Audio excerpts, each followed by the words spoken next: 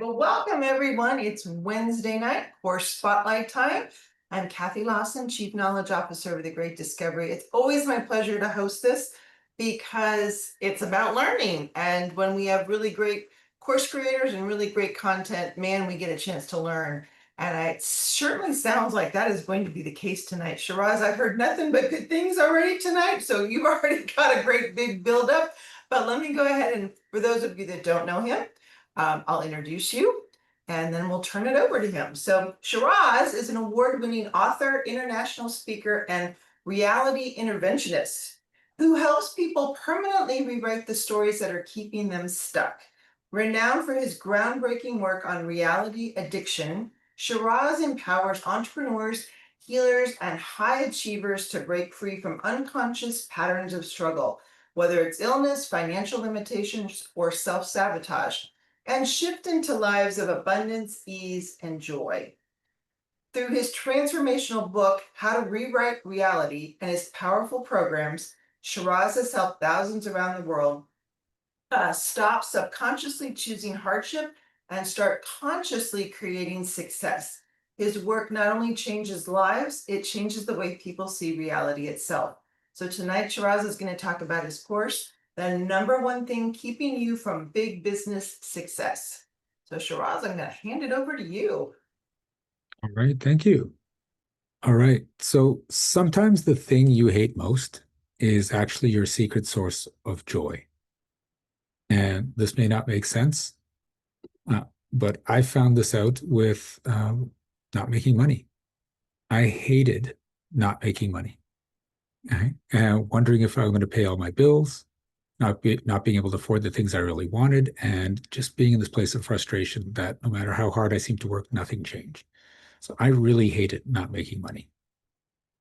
Until one of my coaches said, "No, Shiraz, you love it." And I said, "What?" He said, "You love that no one can come up to you and say, 'Shiraz, can I have some money? Can you invest in my company? Can you take care of me?' Because you don't have the money. You love that you don't feel guilty that you've got this great life that's of ease and wealth while other people are struggling in the world, right? And you love that you don't have to pay lots of taxes because you don't make the money, so you don't have to give the government all that money. And there's a bunch of other reasons why you love not making money." I'm like, holy crap. And he said, yeah, you need to get a mindset reset on what you think about money. And here's the thing about it is it's not actually even those things. It's the emotions behind those things. So if you feel guilty about having money, your mind doesn't like to feel what we call low frequency emotions, guilt, shame, regret, overwhelm. So if there's the possibility that you will feel guilty if you have lots of money, then your mind says, well, then let's just not make the money. Problem solved. I got you. You don't have to ever worry about feeling guilty.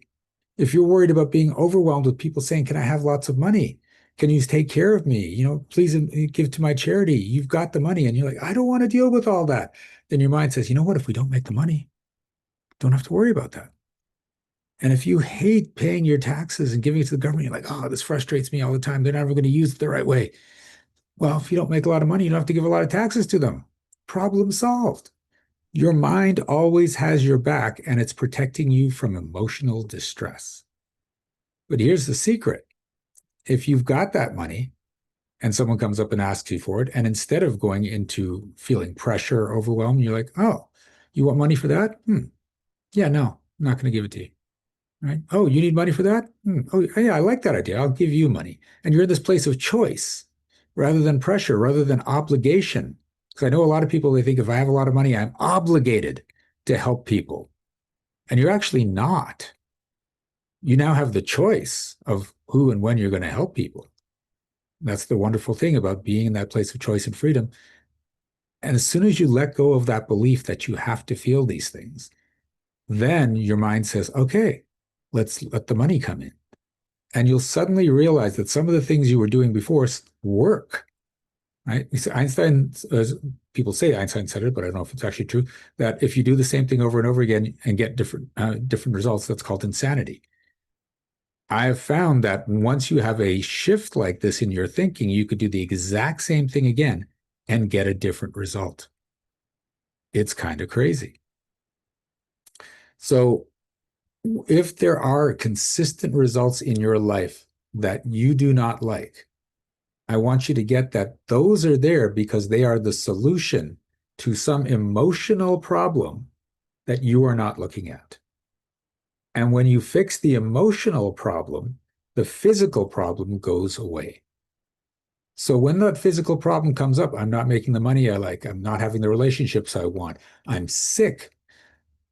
Instead of asking yourself, why is this happening to me? What did I do to deserve this? Right? Ask yourself, what is the hidden benefit in this that I'm not seeing, that I'm not getting? And when you ask that question, the answer can bubble up from your subconscious. So you can say, oh, it's this, right? I want to be on all these big stages but I'm not getting there. But so why am I deciding not to get on the stages? Oh, what if the audience doesn't like my talk? That could feel like crap. I could feel humiliated. Oh, and I'm deciding that's how I have to feel if the audience doesn't like my talk. What if I don't feel that way? And it's like, oh, this just didn't resonate with the audience. Then suddenly you'll find yourself on more stages, right? Now, that's the basic premise of it. But as you heard, I'm a reality interventionist, which means I deal with reality addiction. So there's another level here that goes beyond the mindset that most people don't talk about. And that is the addiction part. So let's say you think it's unfair for some people to have all the money and the ease while other people struggle. Then what happens is your reticular activating system starts looking for people that are doing this. These the rich people are taking advantage of the poor people. And you're like, see, that's what the rich people like. And every time you're like, there's the evidence, you get to be right. Whenever you get to be right, you get a hit of dopamine. And so now you keep looking for more and more evidence of you being right, getting another hit of dopamine, and you create a dopamine addiction to that belief that you have created. So now, even if you decide to change your mindset and say, no, you know what? I don't have to think that anymore. I want to be rich, and not all rich people are like that. So I'm just going to be one of the rich people that are great. Then you start heading in that path. You start making more money, and your body's like, where's my fix? I need my fix. So it actually sends signals up to your brain that says, go back to thinking the way you were thinking so I can get my fix. And you are stuck in reality addiction, right? And here's the thing, you're always going to be in reality addiction. That is the bad news. You can't escape it. Your body uses that addiction to maintain homeostasis. The good news is you can start choosing your addictions. For instance, I used to work hard all the time, right? And it wasn't because I got taught you have to work hard to succeed. I got into this place of ego. It's like, if Kathy's going to work an extra hour tonight, I'll work too, right? If Brian's staying late, I'm going all night, and I'll work every one of you under the table, and I would get my fix from, look how much I'm willing to work more than everyone else. And it was burning me out, right? I was getting my fix. I felt great for like in that moment, but I was just tired all the time because I was outworking everyone. And then finally I said, well, wait a second. What if I can get my fix from how easy things are? So I said, okay, let me look for instances where things are easy. And whenever something was really easy, I went, yes. And I give myself a dopamine hit. It's like, yeah, that's great. It was easy. Yeah, that was great. It was easy. So now my reticular activating system is switching from where I can outwork people to where things can be easy. And I'm still getting my dopamine hits. So my body isn't losing the fixes. It's just switching them over. So now, for the most part, my life is easy. And I'm getting those hits every time something is easy. I want to actually get one of those Staples easy buttons so I can hit it. Yep, Renee got it too. So, and uh, and I don't get a hit when things are hard. And it's amazing what happens. I've been like, there was one time I was supposed to go to an event in Dallas, and the hotel they were having it at was really expensive. I'm like, okay, I don't want to pay that much money for the hotel. Maybe I can find a cheaper place. I'm gonna have to work all that out, and I'll check out the flights. And then one of my friends calls me up and said, hey, I found a great deal on the hotel in Dallas, and I got two queens. I'm gonna just book the whole thing and pay for it. Do you want to just send me half the money? And I'm like, oh, that was easy. Right? So this whole thing that I thought I'd have to go through just disappeared. And it's amazing because you will start unconsciously looking for this. And through what we call the law of attraction, you will bring those things into your life as well. And it just compounds, because here's the other part of it. Every addiction you build a resistance to. So eventually you need a bigger fix. So if I was working hard, eventually I'd have to work harder and harder to get that bigger fix to maintain that addiction. But now that it's easy, things are getting easier and easier so I can get a bigger fix to maintain that addiction. It works both ways.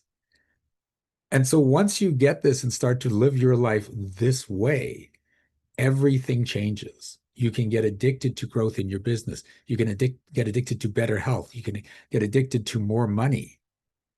And you control all of your addictions, and life just changes. Is it making sense? Give me a yes or some nods. All right.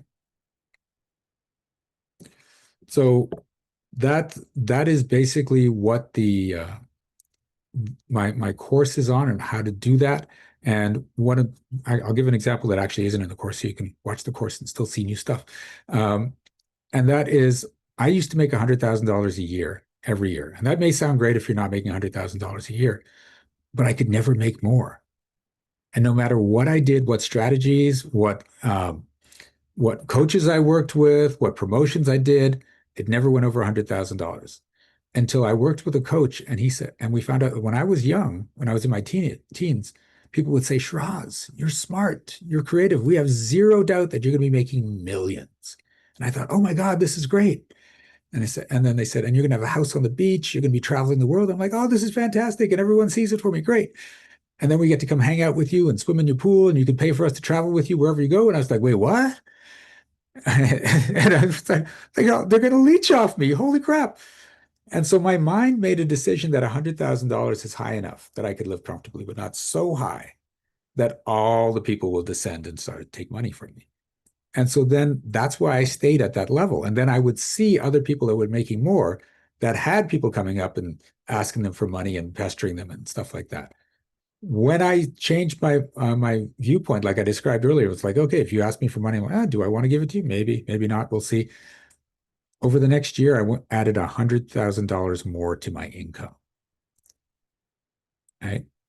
And it didn't, here's the thing, it didn't just go up. It went up and started to come down a bit. And I realized, oh, withdrawal, let's get back out, keep it going. Withdrawal, let's get back and keep it out. And eventually I got into the new addiction of making the more money, cleared a few more beliefs. And the year after that, I did $1 million in sales. So this is what's possible. This is how quickly it can work. You can get to $1 million in sales within 2 years by clearing the beliefs and getting out of the addiction. And that's my message. That's what I want everyone to learn. Are there any questions on that? We'll take questions or comments, and I'll just ask a quick question, Shiraz. This particular course, is this one a free course, or is it This one's free. I'm going to be adding the paid ones. You're going to add, okay, very good. Yep. Go ahead, Daniel. You're not clearing the addictions, you're just rerouting them, aren't you? You're in this case, you can reroute the addictions. You can also clear the addictions. I have a technique that within 5 minutes, I can shift a person's mindset on what's going on so that they can start getting different results. The issue is that they start to see the results and get better. And then sometimes they go into withdrawal. And if they don't have the tools to get out of withdrawal, they end up back where they started. And anyone that's seen that yo-yo income, yo-yo results in your life, in your business, that's what's happening. You're breaking free, and then the withdrawal kicks in and you go back.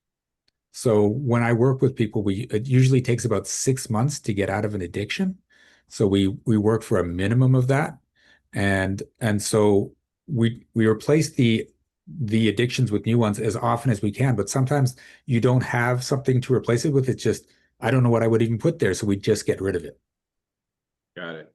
Yeah. Well, and I just want to say that, Shiraz, I've been watching you through other programs that we participate in, and you've really made this happen. You're one of the first people in that group to achieve that mark of $1 million. So congratulations. And to everyone, I don't know Shiraz that well, but I've always been really impressed. Thank you. Right. Thanks, Daniel. Renee. Well, Shiraz, it happens to be one of my affiliates. He joined with me, I would say, after I did, like a minute after, or maybe a couple minutes after. he came on a webinar that Tim and I had set up, and he jumped right in.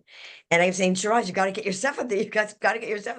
He finally did. He's got so many things. We've been friends for a while. I've attended a lot of his things. I've interviewed him in my Facebook community. Just an amazing human being. His work is incredible. I put in the chat about stepping out of the story, because that's what he talks about. A lot of things is the story that we put in our heads, and it is the emotions. Everything leads to that, and it's based on our emotions.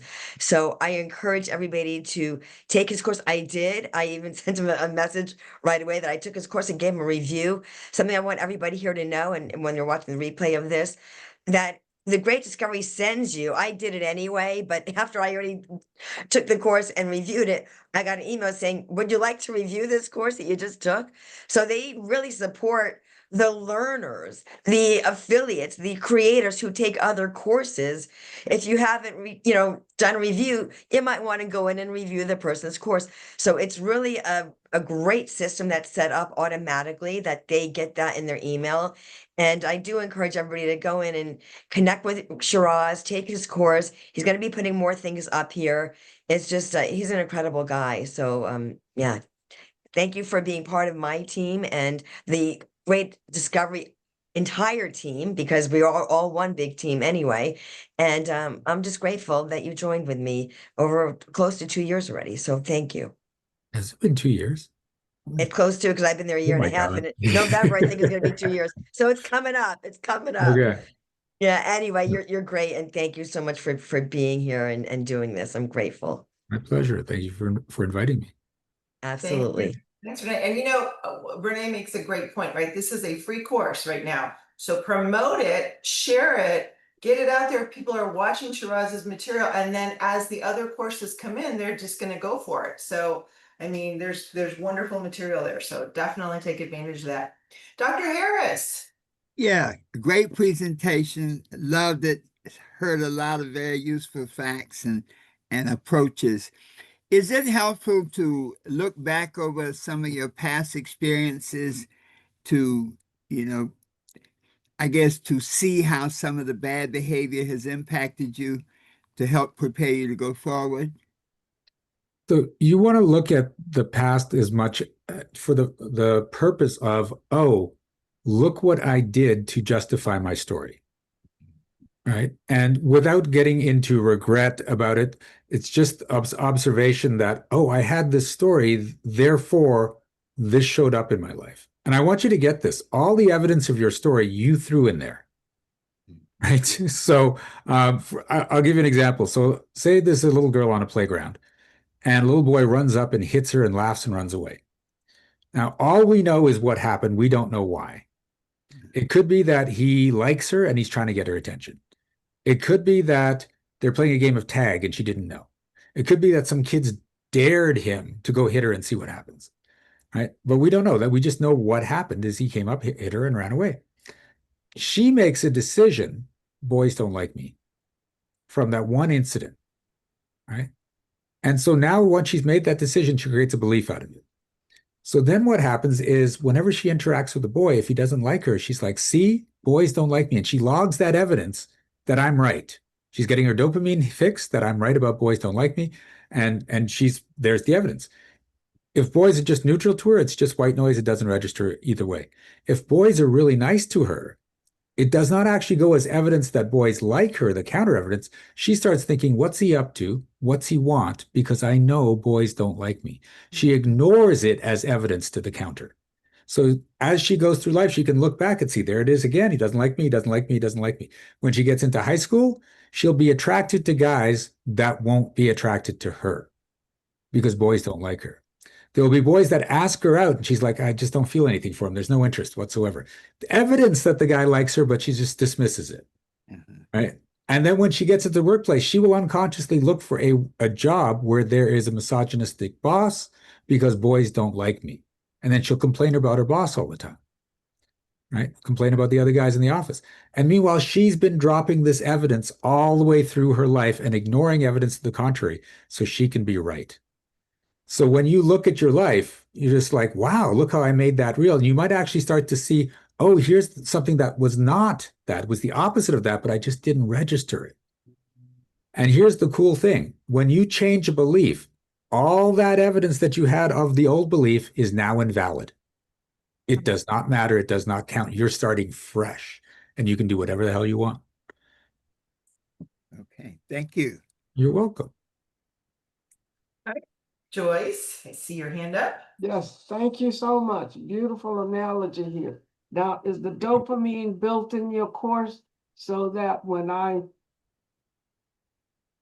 let's say not hit a plateau, I do something and it kicks in and it goes ka-ching? Is that built into your course? So in the actual paid courses I do, it absolutely is. And the one thing to keep in mind is when you identify a belief and say, I'm done with it. The technique we use is you say to yourself, I'm stepping out of that story. And that when you're saying that, you're putting in that it doesn't serve me, I don't need it, it can go. And it's got to be this very defined, like not, I'd like to step out of this story. It would be kind of great if I stepped, that doesn't work. It's like, no, I'm stepping out of this story. So when you find yourself slipping back into it, it's like, oh, withdrawal. Don't go judging yourself. Don't say, oh my God, why do I suck? And I ended back up here. It's just like, oh, I'm hitting withdrawal. Shiraz said this would be part of the process. Okay, I'm stepping back out of that story.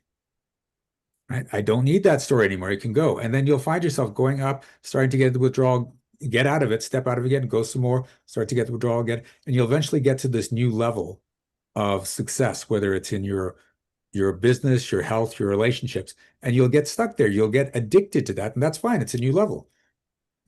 As a human being, eventually that won't be good enough. So then you'll like break out and get out of that addiction and get to the new level of success.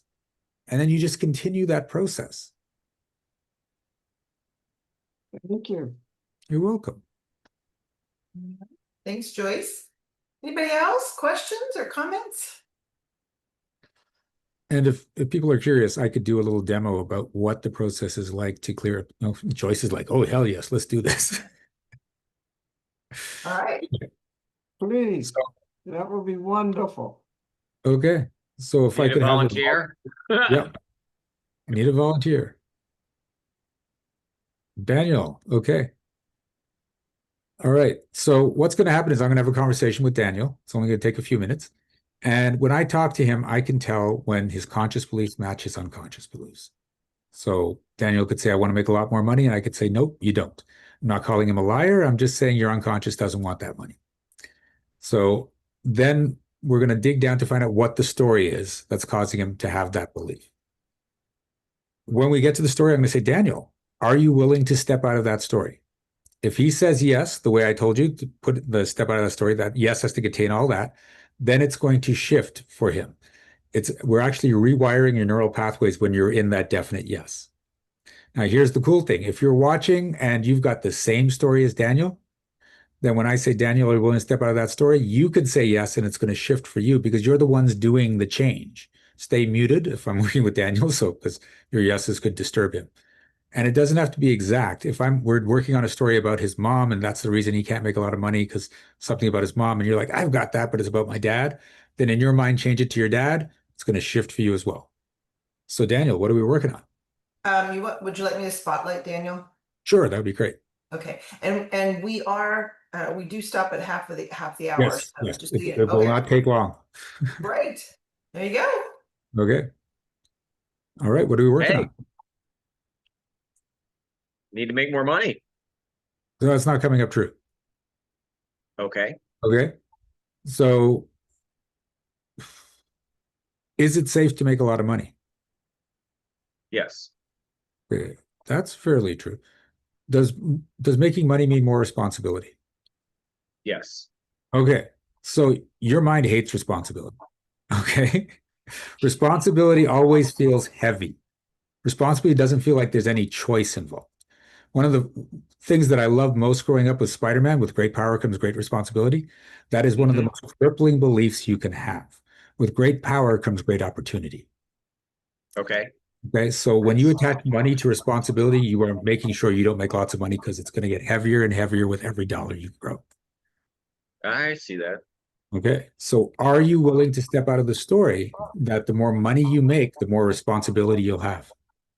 Yes, I'm willing to step out of my story. And I forgot I cough and yawn when people shift. And I guess it's working. Bless you. Gesundheit. Ooh. And is it okay for you to make lots of money and people to get jealous of that? Yeah. Okay. Do you have to be seen to work hard when you make lots of money? I don't care about that actually. Okay, that's coming up true. So right now it's all about the responsibility. And if you're very successful, will people have high expectations of you? Yes. Do you have to live up to those expectations? For my own benefit, not theirs. Okay, so that's not quite there. So if part of you feels you have to live up to other people's expectations, you'll make sure you don't get to that level of success. You don't ever have to live up to those expectations. Okay. So, all right. So are you willing to step out of the story that you have to live up to other people's expectations? Yes. Willing to step out of that story. Oh, see, it's working. Because some people are going to have huge expectations that you'll never be able to accomplish. And some people are going to you'll do just a little bit and they're like, oh my God, you're God's gift to the world. So you can't control what they'll expect. You can only control what you deliver. Right. Right. But the thing is, when you said for my own good, that's still, they have these expectations. So now I have to do it for my own good just to show I could do it. That's the way your mind would process it. So there still takes the choice out of it away. Okay. Okay. And that's why we have to shift that. Now, how does that feel? Better, worse, the same, or different? There's no wrong answer here. Better. I mean, if I'm not blocking myself, then that's a step in the right direction. Yep. I'm stepping out of my story. Yes. Cool. So yeah. And if you had a shift, put a yes in the chat if you felt something after that exchange. And that was like a 4-minute exchange. So Kathy did. I did, and that was a 4-minute exchange. That's amazing.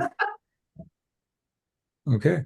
So that is the process I use in my workshops, and we have like 100 people in there, and everyone is shifting together. Okay. And I've known Shiraz, but this was not faked out. I mean, this is Daniel being Daniel, so yeah, that's true too. yeah, I know you wouldn't fake it. So thank you for that. Daniel, thank you for volunteering and help showing us, allowing us to see through your eyes how it went. That was great. Thank you. Thank you. Thank you so much, Shiraz. That was really phenomenal. Thank you. All right. Anything else? Thank you. You're welcome. Thank you so much. Thanks to everyone for attending, and Shiraz, amazing job. And yeah, we're looking for more from you too. So we would love to do more and see more and interact more. So thank you all. We're done for tonight. Tomorrow night, as Tim said, affiliate training, and then join us again next Monday for another amazing course spotlight. We'll see you next time. Take care, everybody.